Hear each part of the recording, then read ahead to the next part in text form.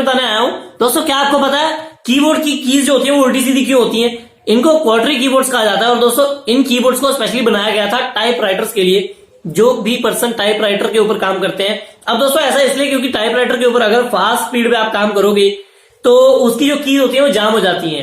तो इनकी कीज को उल्टा सीधा बनाया गया था ताकि टाइप राइटर्स की जो स्पीड है वो स्लो हो जाए। और दोस्तों देखिए आज की डेट में हमारी स्पीड जो है उसको उल्टा और बढ़ गई है।